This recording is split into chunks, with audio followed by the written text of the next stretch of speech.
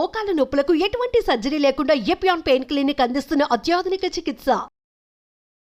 Welcome to Suman TV. నేను మీ నవీన్. ఒకప్పుడు ఎక్కువగా ఏజ్డ్ పర్సన్స్లో మనం చూసేవాళ్ళం ఈ మోకాల నొప్పులు అనే సమస్య.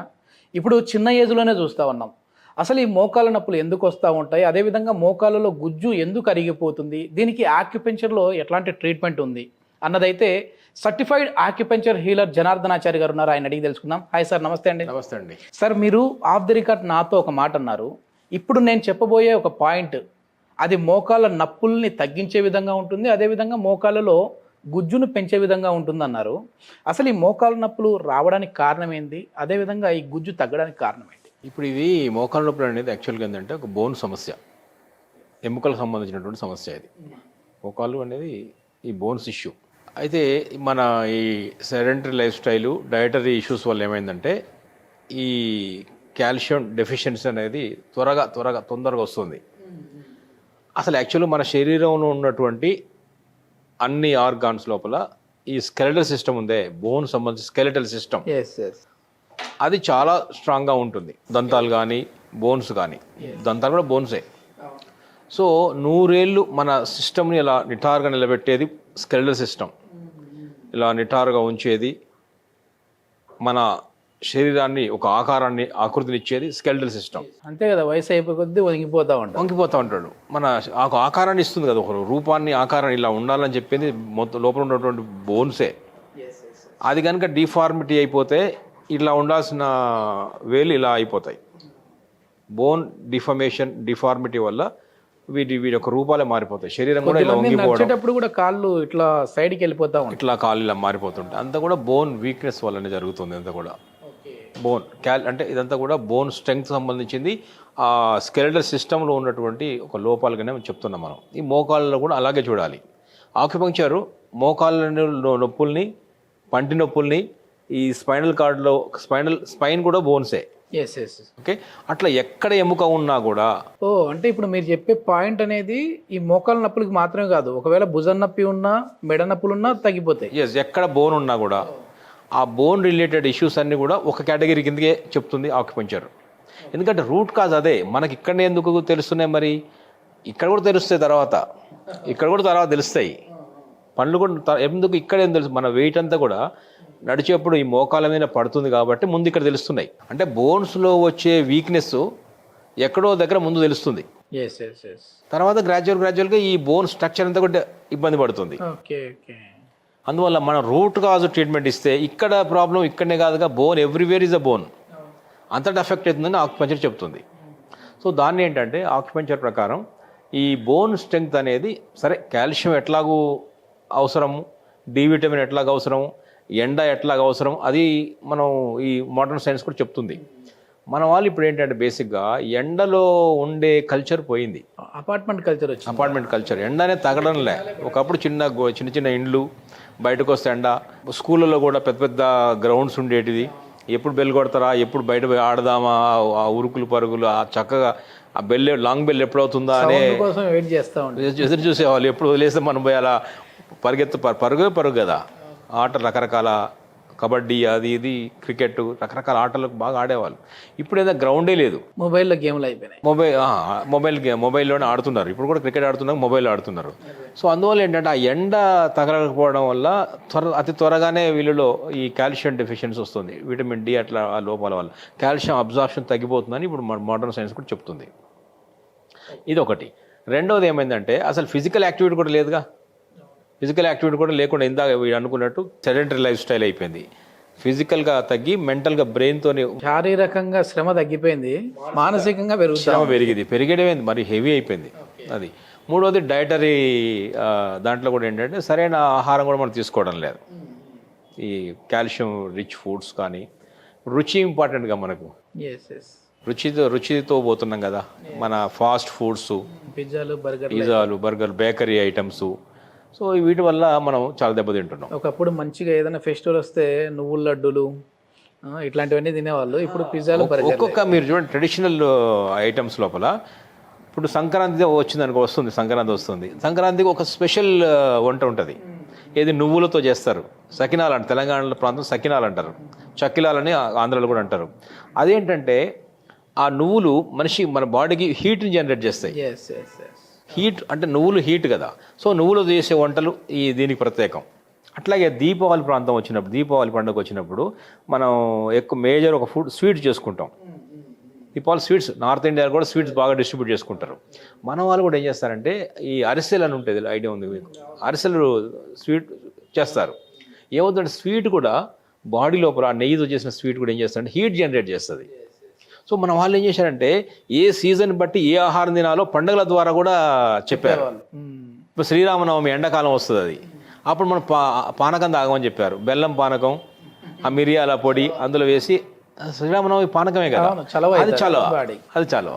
సో మనకు అంటే ఏ పండుగ ఏ సీజన్లో వస్తుంది దానికి తగ్గ ఆహారాన్ని దాన్ని ఒక నైవేద్యంగా అభివృద్ధి పరిచారు. సో ఇదంతా మన ఒక సైంటిఫిక్గా జరిగిందే. సో ఇప్పుడు ఈ కాల్షియము తర్వాత బోన్ సమస్యకు వచ్చినప్పుడు ఏంటంటే ఈ ఆహారపు అలవాట్లో వచ్చినటువంటి మార్పులే అని మనం తెలుసుకోవాలి. అంటే బేకరీ ఐటమ్స్, పిజ్జాలు, బర్గర్ ఇందాక అన్నారు కదా, అవన్నీ కూడా ఏంటంటే సో ఓవరాల్ ఆరోగ్యం పోతుంది. ఆ ఓవరాల్ ఆరోగ్యంతో పాటు ఈ బోన్ ఆరోగ్యం కూడా పోతుంది. మన బోన్ సిస్టమ్ మొత్తాన్ని కూడా డెవలప్ చేసుకోవాలి, మళ్ళీ రీజనరేట్ చేయాలి అని అంటే పాయింట్స్ ఏమున్నాయండి? ఇప్పుడు ఆక్యుపంచర్లో ఏం చెప్తామంటే మేము ఇది ఒక పర్టికులర్ ఒక ఎలిమెంటల్ ఇంబ్యాలెన్స్ అని చెప్తాం. అది కూడా జలమూలకం, వాటర్ ఎలిమెంట్ కిందకు వస్తుంది బోన్ అంతా కూడా. అందుకని బోన్స్ చూడండి కాల్చిన దగ్ధం కావు, అస్థికలు ఉంటాయి. అట్లాగే భూమిలో పాతి పెట్టిన మొత్తం ఫ్లెష్ అంతా పోతుంది, ఆ అస్థి పంజరం మొత్తం అట్లాగే ఉంటాయి. అంటే భూమిలో పోదు, గాలిలో పెట్టినా పోదు, నిప్పులో కాల్చినా పోదు, ఆకాశంలో ఇట్లా వేలాడదీసినా పోదు. ఇది ఎక్కడ పోతుంది అంటే వాటర్లో వేస్తే బోన్ కరిగిపోతుంది. ఓకే, నీటిలో వేస్తే కరిగిపోతుంది. బోన్ నీటికి బోన్కి సంబంధం ఉంది, నాకు పంచర్ చెప్తుంది. అందువల్ల బోన్ని కంట్రోల్ చేయగలిగింది, బోన్ డెవలప్ చేయగలిగింది నీటి మూలకం. వాటర్ ఎలిమెంట్ దీన్ని సంరక్షిస్తుంది, దాన్ని అభివృద్ధి పరుస్తుంది, నాశనం కూడా చేస్తుంది, అంతే కరిగిపోతుంది. అందుకని మనం చూసారా ఎముకలు కొరికే చలి అంటాం, ఎముకలు కొరికేస్తే చలి. అవును, మళ్ళీ చెప్తుంటారండి, విన్నరా మాట ఎప్పుడన్నా మీరు?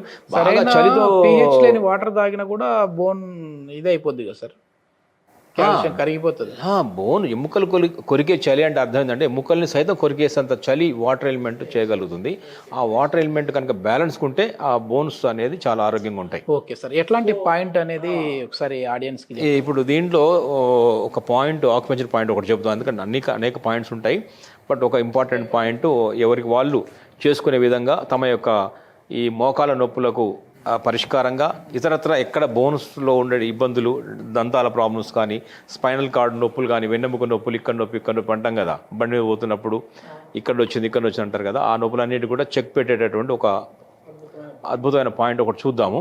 ఈ వీడియో చూసే వాళ్ళు ఏంటంటే మీరు కంటిన్యూగా ఒక నెల రోజుల పాటు ఈ పాయింట్ని యాక్టివేట్ చేసి, అంటే సార్ ఏ పాయింట్ చెప్తాడో ఆ పాయింట్ని యాక్టివేట్ చేసి నిజంగానే మీకు పెయిన్ తగ్గింది అంటే తగ్గిందని కామెంట్ చేయండి, తగ్గలేదంటే తగ్గలేదని కామెంట్ చేయండి. ఎస్, ఖచ్చితంగా తగ్గుతుంది. ఇప్పుడు మనం మోకాల మీద ఫోకస్ ఉంది కాబట్టి ఒక లోకల్ పాయింట్ తీసుకుందాం, మోకాలకు సంబంధించింది. ఇది ఆక్యుపంక్చర్లో ఒక మోడల్, ఇది హ్యూమన్ మోడల్ అంటాం ఆక్యుపంక్చర్లో. దీనికి మోకాలు నొప్పులు, ఇది నీస్ అంటాం కదా మోకాళ్ళు, ఇవి ఈ ఈ మోకాళ్ళు. దీనికి ఎగ్జాక్ట్ బ్యాక్ సైడ్లో దీని పాయింట్ ఎక్కడ ఉందంటే ఎగ్జాక్ట్గా మోకాళ్ళకు రెండు కాళ్ళలో కూడా ఉంది. ఈ మోకాళ్ళకి ఎగ్జాక్ట్గా బ్యాక్ సైడ్ అండి, వెనక భాగం ఇక్కడ బ్యాక్ సైడ్. ఈ బ్యాక్ సైడ్లో ఇలా కాలు వంచినప్పుడు ఒక మడత వస్తుంది, క్రీజ్ అంటాము. ఈ క్రీజ్ ఎగ్జాక్ట్ మధ్యలో ఉంటుంది, క్రీజ్ ఇలా ఈ దీనికి మధ్య భాగంలో ఉంటుంది.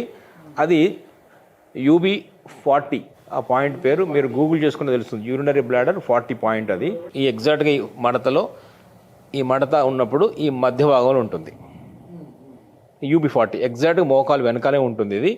కాబట్టి ఇక్కడ ఈ ఎనర్జీ సిస్టమ్ లోపల ఇక్కడ టెండాన్స్, ఇక్కడ లిగమెంట్స్, ఇక్కడ ఉన్నటువంటి బ్లడ్ సర్క్యులేషను, ఇవన్నీ కూడా చాలా ప్రాపర్ ఇంప్రూవ్ కావడానికి ఈ పాయింట్ ఉపయోగపడుతుంది. ఎంతసేపు మనం అక్కడ ఇక్కడ ఏంటంటే మనం మామూలుగా పెన్తో కూడా చేసుకోవచ్చు. ఇది ఒక పెన్ కానీ ఒక జిమ్మీ కానీ తీసుకోవచ్చు, ఒక జిమ్మీతో కూడా చేసుకోవచ్చు. ఈ వెనుక భాగం లోపల ఇక ఎగ్జాక్ట్ మధ్య ఈ UB40 అనే భాగంలో ఇలా మెల్లగా ప్రెస్ చేయొచ్చు. ఇట్లా అక్కడ ఈ పెన్ను కానీ ఇలాంటి జిమ్మీ కానీ లేదంటే ఒక ఫింగర్తో కూడా చేసుకోవచ్చు. అక్కడ కొంచెం పించింగ్ ఉంటుంది, కొంచెం నొప్పి ఉంటుంది, పించింగ్ అంటే కొంచెం పాయింట్. అది అక్కడ ఒక 60 సెకండ్స్ చేయొచ్చు. 60 సెకండ్ అంటే 60 సార్లు నొక్కి వదలడం కానీ, లేదా రోజుకి ఎన్నిసార్లు మసాజ్ కానీ. డైలీ 2 టైమ్స్ చేసేయచ్చు. అంటే 120. రోజుకు 2 సార్లు, ఈ కాలుకు 1 నిమిషం, ఈ కాలుకు 1 నిమిషం. ఓకే. ఇంకొకసారి మళ్ళీ అదే రోజులో మళ్ళీ ఈ కాలుకు 1 నిమిషం, ఈ కాలుకు 1 నిమిషం. ఈ 2 ఇలా చేస్తూ కనుక వారం 10 రోజులు చేస్తే, వారం 10 రోజుల దాకా అక్కర్లేదు, మోకాళ్ళ లోపల సివియర్గా ఉన్నవాళ్ళు, ఎక్కువ బాధపడుతున్న వాళ్ళు ఒక్క రోజుతోనే 1-2 సార్లతోనే చాలా వరకు రిలీఫ్ స్టార్ట్ అయిపోతుంది. ఈ పాయింట్ అంత అద్భుతమైన పాయింట్ అంటే యాక్చువల్గా ఇక్కడ నుంచి దీని ఇంపాక్ట్ ఇక్కడ నుంచి ఇక్కడ దాకా ఉంటుంది. అంటే లోవర్ బ్యాక్ నుంచి ఇక్కడ నొప్పినా కూడా ఈ పాయింట్ పనిచేస్తుంది. ఇక్కడ లోవర్ బ్యాక్ పెయిన్ నుంచి ఈ thighs, back side of the ఈ మన కాఫ్ మజిల్స్ ఇలా వచ్చిన తర్వాత వీటిని ఏమంటే చీలమండలం అంటాం కదా, హీల్ అకిలిస్ టెండాన్ ఉంటుంది కదా, ఈ పాదాల దాకా ఈ బ్యాక్ సైడ్ మొత్తం కంట్రోల్ చేసేటటువంటి అద్భుతమైన పాయింట్ ఇది. కమాండింగ్ పాయింట్ అంటాం దీన్ని. ఇది UB40. మోకాళ్ళలో గుజ్జు కూడా పెరుగుతుందా అండి దీంతో? ఆక్యుపెంచర్లో ఎలా గుజ్జు వస్తుంది? మోకాళ్ళలో ఆల్రెడీ సినోవియల్ ఫ్లూయిడ్, ఆ ఫ్లూయిడ్స్ అయిపోయినాయి కదా, ఆ బోన్స్ ఇంజెక్షన్ చేసుకోవాలి. ఆ బోన్స్ రాపిడ్ వల్ల సమస్యలు వస్తున్నాయని చెప్తున్నారు కదా, కరెక్టే, అంతవరకు అయిపోతుంది. కానీ యాక్చువల్గా ఈ ఫ్లూయిడ్స్ అన్నీ కూడా ఆహారం నుంచి వస్తాయి. ఓకే. బాడీ తయారు చేసుకుంటుంది. అది ఎక్కడ ప్రాబ్లం వచ్చింది మనకు? అది యాక్చువల్గా ప్రాపర్ డయట్ తీసుకోకపోవడం వల్ల, ప్రాపర్ డైజెస్ట్ కాకపోవడం వల్ల ఆ essence of the foods that we take అది శరీరాన్ని పట్టకపోవడం వల్లనే ఈ ప్రాబ్లమ్స్ వస్తున్నాయి అంటున్నాం మేము. దీన్ని ఎక్కడి నుంచో బయట నుంచి, ఏ ఆహారం కూడా బయట నుంచి ఇవ్వాల్సిన పని లేదు. ఇక్కడ ఒక ఎముక ఉంది, ఇక్కడ ఒక సినోవియల్ ఫ్లూయిడ్ ఉంది, అక్కడ టెండాన్, లిగమెంట్ ఇవన్నీ ఉన్నాయంటే మన శరీరం నిర్మించుకుంది, శరీరం దాన్ని కాపాడుకుంటుంది కదా. అదంతా కూడా ఆహారమే. మనం మొదటి నుంచి చెప్తున్నాం, ఆహారమే ఔషధం, శరీరమే వైద్యుడు. ఆహారం ఇవ్వండి, ఆ శరీరానికి ఏది అవసరమో ఆ ఆహారం ఇవ్వండి, అది వైద్యంగా దాన్ని సరిపోయే విధంగా మలుచుకునే శక్తి దానికి ఉంది. మనం ఇంత ఆహారం తింటున్నాం అండి. ఏం తింటున్నాం? ఇంత అన్నము, పప్పు, కూర, సాంబారు, చట్నీ, పెరుగు అన్నీ తింటున్నాం. దాన్ని ఈ డైజెస్టివ్ సిస్టమ్ ఏం చేస్తుందంటే బాడీ కావాల్సిందేదో అన్ని విధాలుగా అదే కన్వర్ట్ చేసుకుంటుంది. అంటే కార్బోహైడ్రేట్స్గా, ప్రోటీన్స్గా, విటమిన్స్గా, ఫ్యాట్గా, మినరల్స్గా అన్నిటికీ అదే తీసుకుంటుంది కదా. మనం సపరేట్ తింటున్నాం ఏంటి? మనం అన్ని కలిపి తింటున్నాం. శరీరానికి ఆ శక్తి ఉంది కాబట్టి మనం ఏది ఇక్కడ ఫ్లూయిడ్ అయిపోయినా కూడా ఇక్కడి నుంచి కనుక ప్రాపర్గా ఇక్కడ సిస్టమ్ కనుక ప్రాపర్గా ఉంటే, డైజెస్టివ్ సిస్టమ్, ఆకలి అయ్యింది, బాగా తిన్నాము, అరిగింది అంటే అక్కడి నుంచి సారాలు తప్పకుండా ఫ్లూయిడ్ని కూడా పెంచుతాయి. ఈ మూమెంట్ అనేది మాత్రం ఉండాలి, అట్లే యాక్టివిటీ ఉండాలి. మనం ప్రెషర్ పాయింట్ చేయాలి, అక్కడ బ్లడ్ సర్క్యులేషన్, ఎప్పుడు ఒక రిపేర్ జరగాలంటే అక్కడ బ్లడ్ సర్క్యులేషన్ వెళ్ళాలి. ఆక్యుపెంచర్ అదే చేస్తుంది. ఈ పాయింట్ స్టిమ్యులేషన్ వల్ల అక్కడ బ్లడ్ సర్క్యులేషన్ పెరుగుతుంది. ఓకే, అక్కడ టెండాన్స్, లిగమెంట్స్ నరిష్ అవుతాయి, వాటికి ఎనర్జీ అందుతుంది. అందినప్పుడు ఏంటంటే అక్కడ స్టాగ్నేషన్ ఉందే, అక్కడ ఏదైతే ఎనర్జీ అందడం లేదో అలా స్టిఫ్నెస్ వచ్చింది కదా, మూమెంట్ లేకుండా పోయింది, దాన్ని అది కదిలేలాగా చేయగలుగుతుంది. ఓకే. ఇది మొత్తానికి ఏంటంటే ఇది కేవలం మోకాళ్ళ నొప్పులు మాత్రమే కాదు, బాడీలో మీ బోన్ స్ట్రెంగ్త్ అన్నింటినీ పెంచుకునే విధంగానే ఈ పాయింట్స్ అయితే ఉన్నాయని చెప్పేసి అంటూ ఉన్నారు. సో థ్యాంక్ యూ సార్, చాలా మంచి ఇన్ఫర్మేషన్. నమస్తే అండి.